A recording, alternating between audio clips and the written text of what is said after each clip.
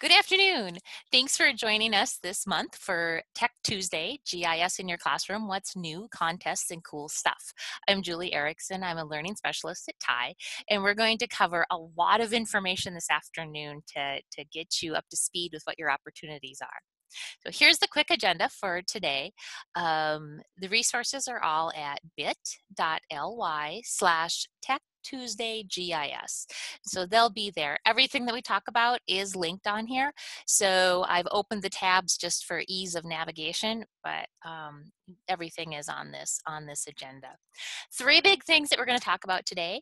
We're going to look at ArcGIS Online, which is the online geographical information system platform that allows you to do collaborative GIS to create, use, and share maps along with lots of other things. It's an incredible tool that Esri provides free to all schools in the United States, or all K-12 schools in the United States, and you have access to this. So if you were a business, it would cost a lot of money. So your kids have access to real world tools, which is really exciting. Next thing we're going to look at is the South Dakota Map Contest. TIE and a number of other partners are coordinating to, along with Esri, are going to be doing the South Dakota Map Contest for middle and high school students in South Dakota, and they can use ArcGIS Online to create a map and enter it into a contest where they can win up to $100 at the state level, and they will be the state winners will be submitted to the national level. So that's pretty exciting. And then finally, we have some GIS training coming up. TIE is offering GIS training at the end of or a couple times during October. So lots of things going on with GIS in the month of October. So why GIS? GIS is a big deal. Careers in GIS are just exploding right now. And this is an informational piece from Mitchell Technical Institute about their one-year GIS program, their GPS GIS mapping technology program. And the average salary is $43,000, which is awesome. Very popular career right now, and having your students be aware of this opportunity and being able to explore with like ArcGIS Online, being familiar with that can be a real a door opener opportunity for them. There are some students that have actually gone to work for their cities, while they're still in high school because they know how to use ArcGIS Online, and they've been able to help their cities with utilizing these resources, which I think is really cool. What is ArcGIS Online? ArcGIS Online is a lot of things. One of the big things that they give you is they give you the ready-to-use maps. And so you have all of these maps that you can utilize. They have the Living Atlas, which is maps and data on thousands of topics, and they have ready-to-use maps, and so you don't have to necessarily go out and create anything yourself. You can just go out and use what's already there. Lots of visualization, and so when you're trying to figure out, like here we have demographics and lifestyle, we can go in and look at the population density in the United States. And once it loads up, you'll be able to see that we can go in and we can surf around if we want, we can zoom in, we can zoom out, and we can also get more info on the background of the map.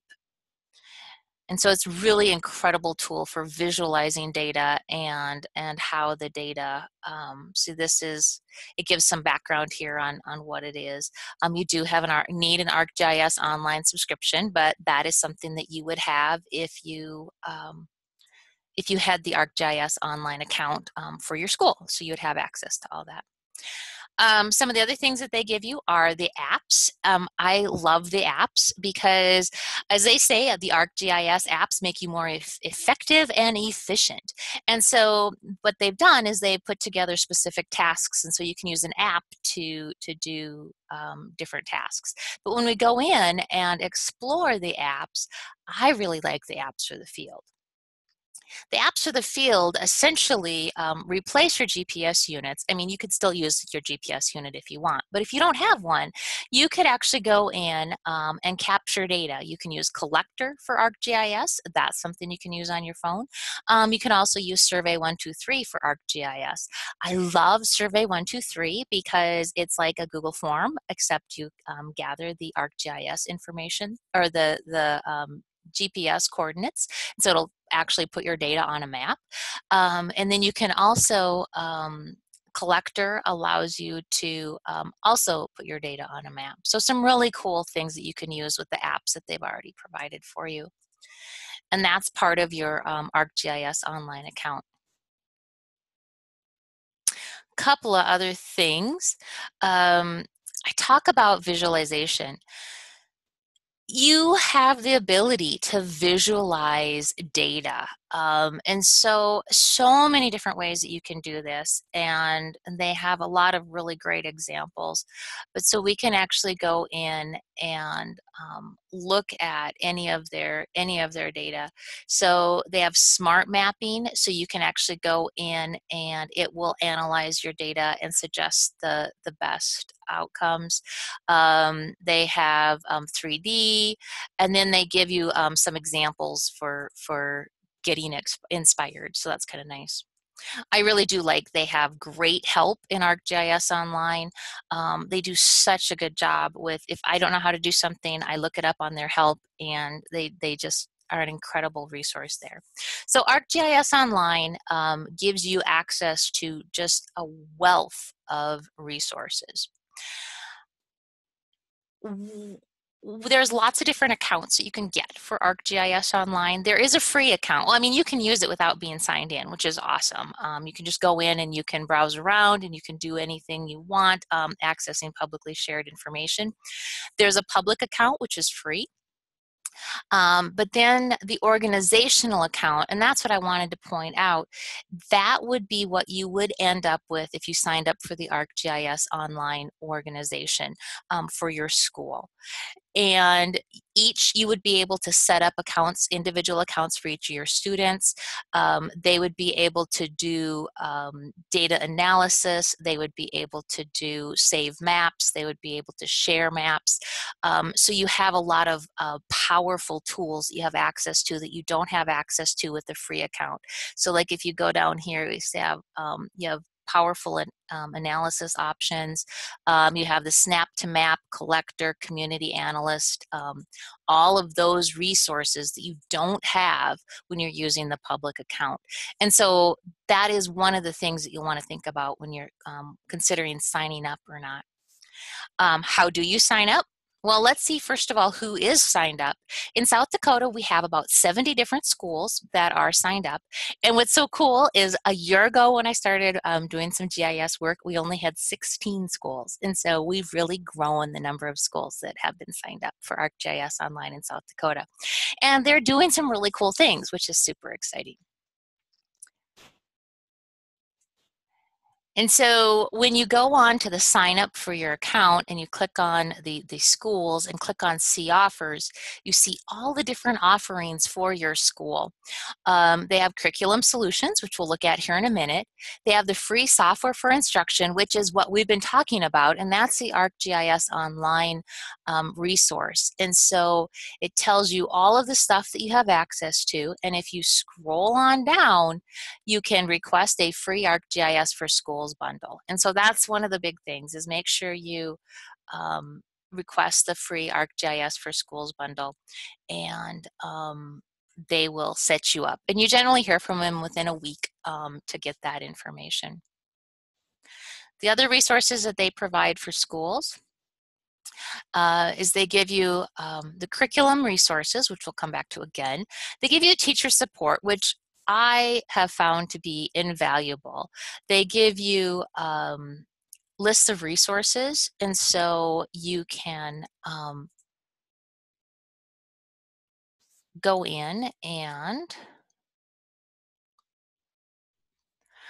it's a sheet of basically learn about a GIS and ArcGIS online. It gives you an intro to teaching with ArcGIS online, some skills for you to boost your ArcGIS skills, and then finally some professional development opportunities. So it's the whole spectrum of, if you want to learn more about ArcGIS, you can go in and check that out. GeoMentors are great because there are people who sign up to support educators interested in teaching with GIS. They have different upcoming events noted. And then finally, we have information here about the map contest. And this is at a national level, and we'll go in and we'll actually look at what we're doing in South Dakota a few tabs down the way. So I've been kind of avoiding the curriculum link, so I wanted to go in and pull up the curriculum. Whoops, we'll go totally lost now.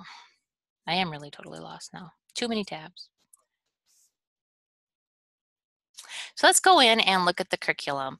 This is such an amazing resource. As part of their commitment to education, what they've done is they provide free instructional resources. And so you can use these resources without any logins. You don't have to install anything. You just need an internet connected computer.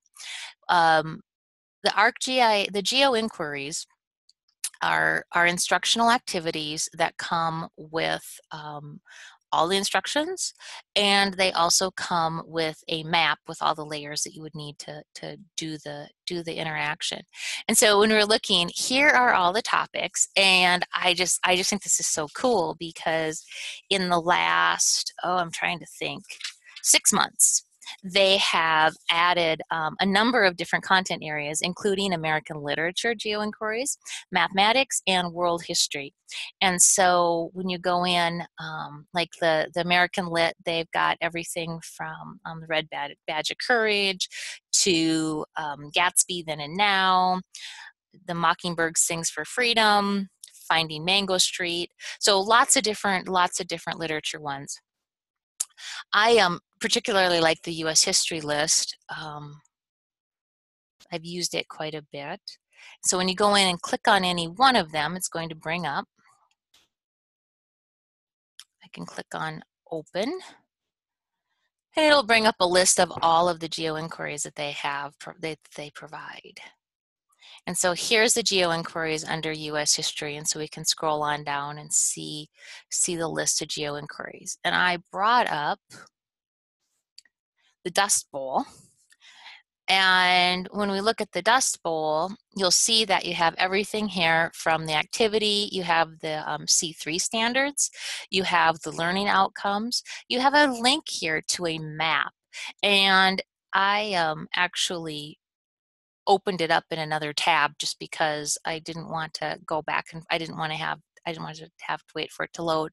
But this map, if we look at the contents here, you'll see all these layers over here on the left-hand side. These are all the layers of this map. And so if I go back to the instructions, it'll ask me a question, where was the population in 1930? And so it gives me some background that the map currently displays population by county. Blah, blah. And then it says, okay, now, so we answer that first question. And then on the next question, it's going to give us some further instructions. It says to turn off the population 1930 layer and turn on the percent of counties in farm layer. And because it's all here, all I have to do is turn it off, turn it on, and there we go. And so this whole activity, the map is complete, and I'm able to interact with it all the way through. And so they give me the different steps to go through. They give me some next steps if I'd like to. And then they also give me some additional resources to help if I am struggling with using the tools. And so these are all resources. So all of the geo inquiries are the similar format. They're all going to have a map. They're all going to be interactive, where you can turn on and off layers to analyze the process. So another one of the really awesome resources that's out there is story maps. And story maps are actually what you're going to be using to create the maps for the map contest. And story maps are just like what they sound. They are a map that tells a story. And so they kind of go through and like, here's a story map of the month. It's Hurricane Irma photo story map. But then if we scroll on down, you can see lots of different types of story maps. And so there's a university campus tour. You could go in and we can see the magnitude of mortgages. And they have a story map gallery. What's really great is they give you a number of tutorials. And so I can see the different kinds of story maps that they have. So they have all these different, here's a crowdsourced story map. There's a story map short list. There's a swipe map, which is super fun. And they give you the 5 principles of effective storytelling. So they kind of guide you through some tips to get started here. And then they also will give you, they have tutorials. And so once you're in actually creating story maps, oops, I don't know what I just clicked on. Yes, they actually give you tutorials here. And so I could go in and it tells me exactly what I need to do. Tells me where I can get my images. It tells me everything that I would need to know to set up a story map and get it ready to go. And so I really like that because they've totally helped you out while bringing you up to speed on that. So we've talked about ArcGIS Online. We've talked about where you can sign up. That is on the agenda. If you go back over here, here's the schools that are signed up, and here is the sign up for a free ArcGIS Online School account. So now let's take a quick look at the map contest. So this is last year's map contest, and it's tab 2, and so we were looking at tab 1 was the schools that were signed up, and so you see that here on your agenda, what schools are signed up. Tab 2 is, and this is a story map too, by the way, in case you're in case you're curious. You can see the winners of last year's map contest. And so Minnesota has done this for a number of years, and so they did really well. South Dakota participated, but we ended up not without any entries, and it was so we're trying again this year, and it's going to be way better because we're doing some trainings with that focus in mind, and we've started earlier, and it's going to be awesome this year. I can't wait. But so you can actually go in and you can go and look at the competition entries, and you can get some inspiration that way, which is pretty awesome. So South Dakota's map contest is has its own webpage and is linked. Excuse me, South Dakota Map Contest is for South Dakota students. The theme is South Dakota on the map, and so it's pretty wide open. You can have it be on anything you want as long as it's about South Dakota and it's on a map. So the contest runs from October 1st through May 7th, and so basically your maps need to be submitted by May 7th. Teachers do need to register. And so that is one of the things that the teachers will need to register their schools, and they have to only one teacher per school needs to register, and then that teacher will get the links for the map submission form. The school does need to have ArcGIS Online, the organizational account. And so we've talked about that and why you'd want to sign up for that a little bit. And so you will have to have that. Sure why it doesn't want to load. But, oh, here it comes. And so you would need to set up your page and set up your ArcGIS Online account, and that would be how your students would submit their final maps. But so yeah, so very exciting. I can't wait to see how we do in South Dakota this year. It's kind of cool. So that's the second big thing. We have the map contest. And then finally, to help help everybody get more comfortable with GIS, Ty is offering two-day workshops coming up. We have one next Thursday and Friday in Rapid City at the Ty office, and then one on October 24th and 25th in Sioux Falls at the Central Services Office for the school district. We will have, they run from 8 to 4 both days, and we're going to work with the districts to make sure their ArcGIS Online accounts are set up. They're going to successfully navigate ArcGIS Online. We're going to have them incorporate a geo inquiry so that they have that kind of one of the things that they're thinking about. They're going to learn about story maps. They're going to build a story map. And then finally, we're going to work on collecting data and learn how to build a map layer. So it's going to be a busy couple of days. We'll cover a lot of content, but it's going to be a lot of hands-on. So I think it'll be a fun couple of days. Lots going on. So that's coming up. The link is on your page, on your resources page, and you can sign up there. So that's pretty much all of the Tech Tuesday resources that I wanted to share with you today. We're going to